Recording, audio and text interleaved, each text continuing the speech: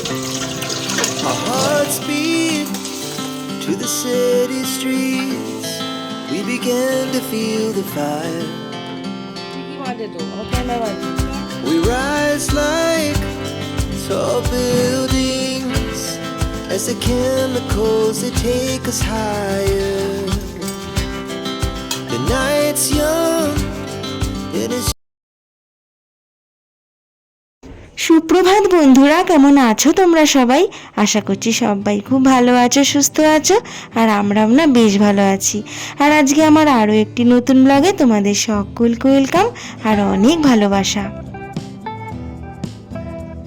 আজকের দিনটা হচ্ছে শুক্রবার আর এখন ওই 6:30 মতন বাজে।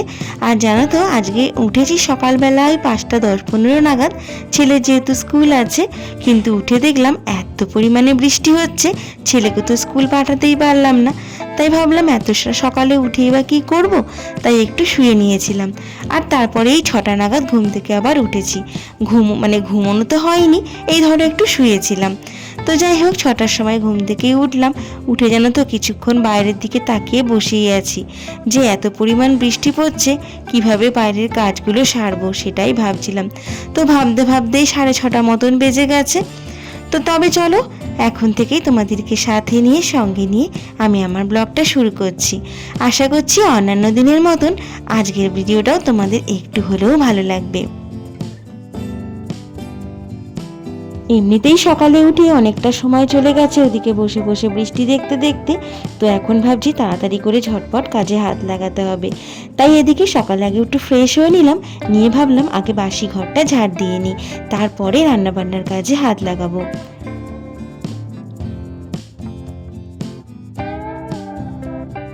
আর জানো তো বেশ কয়েকদিন ধরে এত পরিমাণে বৃষ্টি পড়ছে, থামার নামই নিচ্ছে না। জানো তো কয়েকদিন আগে বলছিলাম না বৃষ্টির দেখা নেই, এত পরিমাণে গরম পড়েছে, মাঝে মাঝে রোদ উঠছে, একটু মেঘও হচ্ছে, এরকম হচ্ছে, কিন্তু বৃষ্টি পড়ছে না।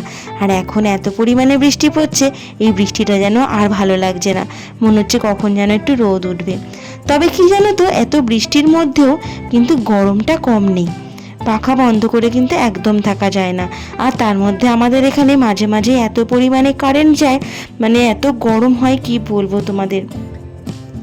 আমাদের এখানে জানো তো এই প্রবলেমটা ভীষণ আছে, মাঝে মাঝেই না কোনো কারণ নেই বারণ লোডশেডিং হয়ে যায়।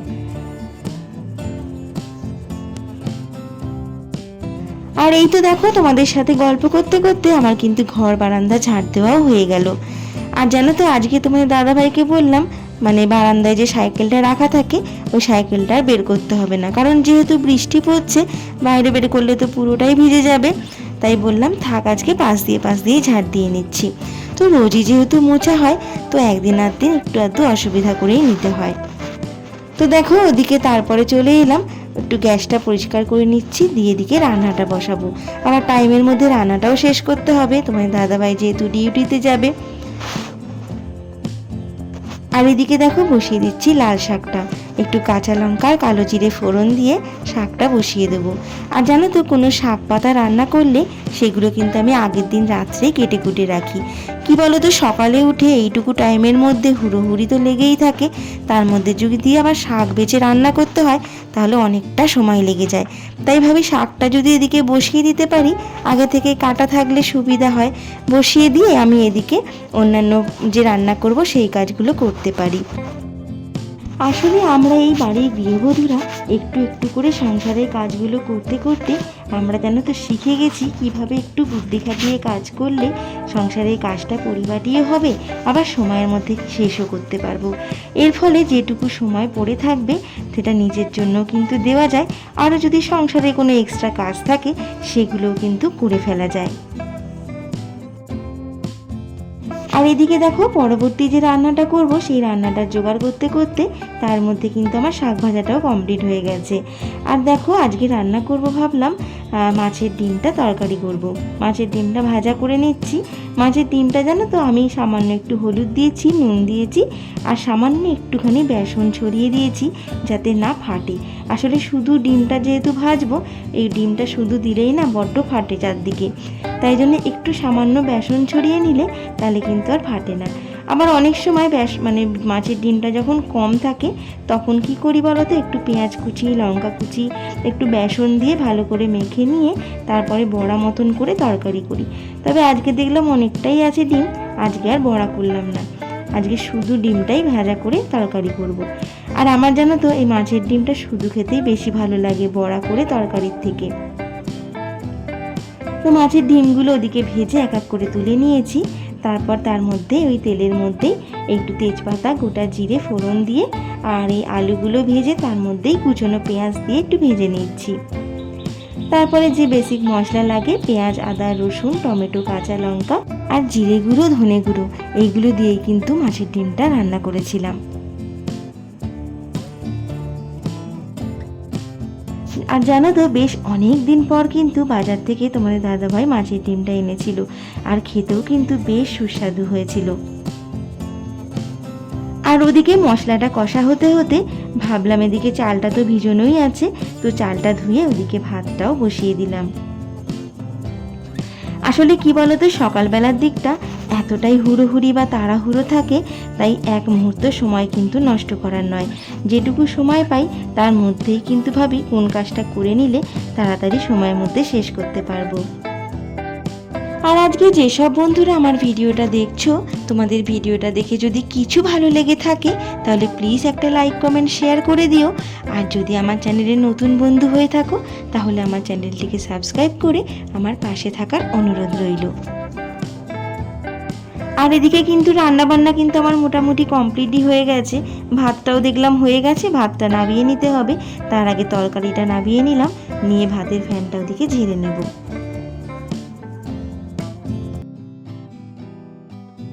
তবে কি জানো তো, আজকে না দেখলাম সময়ের অনেকটা আগেই কিন্তু আমার রান্নাবান্নাটা কমপ্লিট হয়ে গেছে। কিভাবে হলো জানি না, তবে বেশ তাড়াতাড়ি হয়ে গেছে।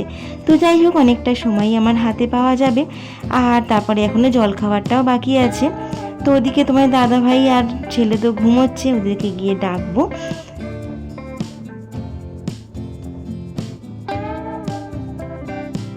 আর এইদিকে দেখো তোমার দাদাভাই কিন্তু ঘুম থেকে উঠে গেছে, আর উঠতে না উঠতেই কিন্তু একটা কাজ দিয়ে দিয়েছি। কি বলো তো, মানে এত পরিমাণে বৃষ্টি পড়েছে না, আর এই যে তুলসী গাছটা আছে, এই তুলসী গাছটা জানো তো আমি লাগাইনি, আপনা হতেই হয়েছে। আর জানো তো ইটের ফাঁক দিয়েই, মানে মাটি নেই কিছু নেই, সেইখান দিয়ে কিন্তু গাছটা হয়েছে। আর যেহেতু মাটির জোর নেই, একটু জোর বৃষ্টি হতেই গাছটা পুরো মাটির মধ্যে শুয়ে পড়েছিল জানো তো। তাই তোমার দাদাভাইকে বললাম একটা দড়ি দিয়ে ওইখানে যে পেরেকটা আছে সেইটার সাথে বেঁধে দিতে। আর দেখো একটু বেলা হতে বৃষ্টিটাও কিন্তু একটু কম হয়েছে। আর এইদিকে দেখো জানলার পাশে যে তুলসী গাছটা আছে, যেটাতে আমি রোজই জল বাতাসা দিই, সেই গাছটাও দেখলাম দুটো ডাল একটু ঝুলে গেছে, তাই ওইটাকেও বললাম একটু বেঁধে দিতে।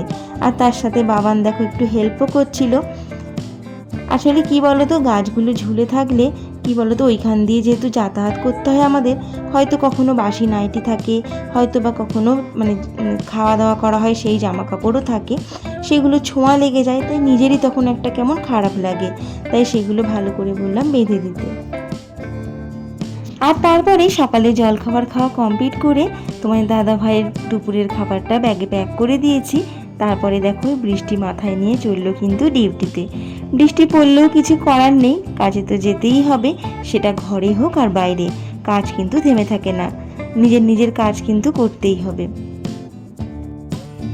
আর তারপর দেখো একেবারে চলে এসছে কিন্তু সন্ধেবেলা। এখন কিন্তু ওই ধরো 6:30, 6:45 মতন বাজে। আসলে সকালবেলার দিকটা বাকি যে কাজকর্মগুলো থাকে সেগুলো আর তোমাদের সাথে শেয়ার করতে পারিনি। আসলে বললাম না কদিন ধরে আমাদের এখানে প্রচণ্ড পরিমাণে লোডশেডিং হচ্ছে, তাতে করে কি হয়েছে বলো তো, ফোনটাও সেরমভাবে চার্জ ছিল না, তো ওই জন্য মানে ভিডিও করতে পারিনি। তাই ভাবলাম একেবারে সন্ধেবেলাটাই আবার শেয়ার করি তোমাদের সাথে।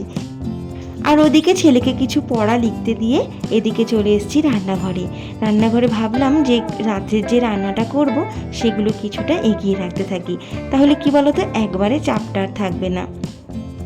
তো আজকে জানো তো রাত্রে ভেবেছি চিকেন করব।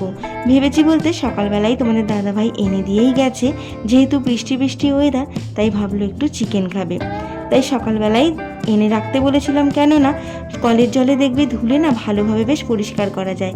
আর দেখবে মানে আমার যেহেতু ট্যাঙ্কি নেই, তোলা জলে না ধুতে, মাছ মাংস ধুতে ভীষণ বাজে লাগে, মনে হয় যেন ভালোভাবে ধোয়া হয়নি। তাই বলেছি যা খাবে সকালবেলা এনে দেবে। তাহলে কি হয়, আমি কলের জলে ভালোভাবে ধুয়ে ফ্রিজে রেখে দিয়েছিলাম। আর তারপরে দেখো মশলা যা যা লাগবে সেগুলো কেটে কুটে একেবারে পেস্ট করে নিয়েছি। আর মাংস রান্নার জন্য যা লাগে তোমরা তো জানোই, পেঁয়াজ, আদা, রসুন, টমেটো, কাঁচা লঙ্কা, জিরে গুঁড়ো, ধনে গুঁড়ো, এগুলোই দিতে হবে। আর একটু জানো তো গোলমরিচও আমি জানো তো মাংসের মধ্যে দিই। তাই গোলমরিচটা শেষ হয়ে গেছিলো বলে গোলমরিচটা একটু প্যাকেট থেকে খুলে কৌটোয় ঢেলে নিলাম। আর এই যে দেখো মাংসটা ফ্রিজে রাখাই ছিল, সেটা বের করে একটু জলে দিয়ে দেবো।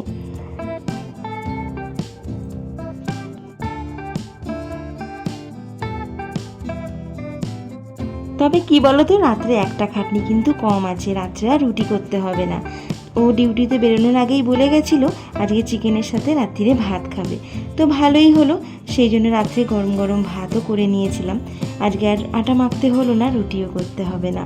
রুটি করতে গেলে কিন্তু একটা ঝামেলা আছে, ধরো আটা মাখতে হবে, রুটি বেলতে হবে, আবার সেঁকতে হবে। আর ভাত কি ওদিকে বসিয়ে দিয়ে এদিকে মাংসটা করে নিলেই কিন্তু রান্নাটা হয়ে যাবে। আর এখন ধরো ওই 8টা সাড়ে 8টা মতন বেজে গেছে। কি বলো তো, মানে রান্নার মশলাপাতি জোগাড়জান্তি করে ওদিকে ছেলেকে কিন্তু একটু পড়িয়ে নিয়েছি, তারপরে এসেছি রান্না করতে। যেহেতু মশলাপাতি রেডি করাই ছিল, তাহলে বেশিক্ষণ তো আর সময় লাগবে না। তো এদিকে আলুগুলো এক এক করে ভেজে তুলে নিলাম। তারপরে ওদিকে ওই তেলের মধ্যে একটু তেজপাতা ফোড়ন দিয়ে দিয়েছিলাম। আজকে আর গোটা গরম মশলা ফোড়ন দিলাম না, রোজই তো ওইভাবে করি। আজকে আর ফোড়ন না দিয়ে শুধু তেজপাতাই ফোড়ন দিয়েছি। দিয়ে তারপরে কুচনো পেঁয়াজগুলো দিয়ে দিয়েছিলাম। তারপর পেঁয়াজগুলো একটু ভাজা ভাজা হতেই আর যে মশলাগুলো পেস্ট করে রেখেছিলাম সেইটাও দিয়ে দিয়েছি। আর তার সাথে একটু জিরে গুঁড়ো, ধনে গুঁড়ো অ্যাড করে নিয়েছিলাম। তো দেখো তারপরে একটু সামান্য কষা হতে না হতেই মাংসগুলো কিন্তু দিয়ে দিয়েছি। এবার চিকেনটা একটু ভালোভাবে কষা হয়ে গেলে তারপরে আবার আলু দিয়ে একটু উষ্ণ জল দিয়ে দেব। আর এদিকে দেখো চালটা ধুয়ে ভাতটাও কিন্তু বসিয়ে দিয়েছি। আর তারপরে দেখো ওদিকে ভাতটা 1 ফুট হতেই গ্যাসটা বন্ধ করে দিয়েছি। আর ওদিকে মাংসটাও কষা হয়ে গেছিলো, তাই ওতে উষ্ণ গরম জল দিয়ে কিন্তু চলে এসেছি। তো ঝোলটা হতে হতে ভাবলাম বসে না থেকে কালকের কিছুটা কাজ এগিয়ে রাখি, মানে পরের দিনের সকালেরটা। জানো তো তোমার দাদা ভাই বাজার থেকে 2 আঁটি লাল শাক এনেছিল। 1 আঁটি তো আজকে সকালে রান্নাই করেছিলাম, আর 1 আঁটি ভাবলাম কেটে রাখি, পরের দিন সকালের জন্য হয়ে যাবে। কি বলো তো, লাল শাক না আমি যখনই আনে বেশি দিন একদমই রাখি না। এই লাল শাক না এত নরম হয়, ভীষণ তাড়াতাড়ি পচে যায়। আর এখন যা বাজারের দাম, কিচ্ছু কিন্তু নষ্ট করার নয়। তাই শাকটা এদিকে কেটে একেবারে প্লাস্টিকে ভরে রাখলাম, ভরে ফ্রিজে রেখে দেবো।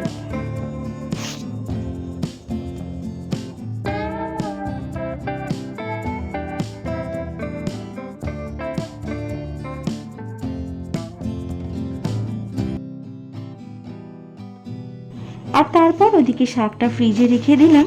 আর রেখে তারপরে গ্যাসের টেবিলে যেসব মশলাপাতি কৌটোগুলো পড়েছিল সেগুলো তো তখন তোলা হয়নি, তো সেইগুলো ভালো করে তুলে আর গ্যাসের টেবিলটাও পরিষ্কার করে নিচ্ছি। আর ওদিকে দেখলাম ভাতটা কিন্তু গ্যাসটা জ্বালিয়ে দিয়েছি, 1 ফুট দিয়ে বন্ধ করা ছিল। তো দেখলাম ভাতটা মোটামুটি হয়েই এসছে, তাই গ্যাসটা ধরিয়ে দিয়েছি। এবার ভাতটা একটু ফুটে গেলে ভাতের ফ্যানটা ঝেড়ে নেব। আর ওদিকে মাংসটাও কিন্তু ভালোভাবে আমার ফুটে গেছে, একটু গরম মশলা দিয়ে কিন্তু নামিয়ে নেব।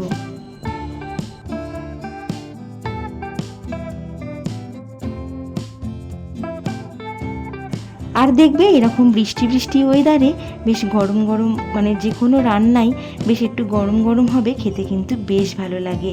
আর দেখবে জানো তো, সকালবেলা যখন আমার রান্না হয়, এতটাই সকালে রান্না হয়, দুপুরবেলা যখন খাই তখন তো একদম ঠান্ডা হয়ে যায়, সেগুলো যেন খাওয়ার স্বাদটা অন্যরকম হয়ে যায়।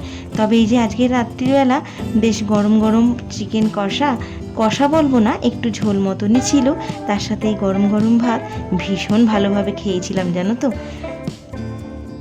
আর তারপর ওদিকে ছেলের পড়াশোনাও কমপ্লিট হয়ে গেছে, আর এদিকে যেহেতু আমার রান্না বান্নাও হয়ে গেছে, তাই ভাবলাম ওকে খাবারটা বেড়ে দিই। আর রাতটাও অনেকটা হয়ে গেছে, এই ধরো 9:30 পৌনে 10টা মতন কিন্তু বেজে গেছে। আর যেহেতু চিকেন হয়েছে, খেতেও তো অনেকটা সময় লাগবে, তাই জন্য ওকে খাবারটা কিন্তু বেড়ে দিলাম তাড়াতাড়ি করে। তবে চলো বন্ধুরা, আজকের ভিডিওটা এখানেই শেষ করছি। দেখা হচ্ছে আবার একটি পরের ভিডিওতে। ততক্ষণ তোমরা ভালো থেকো।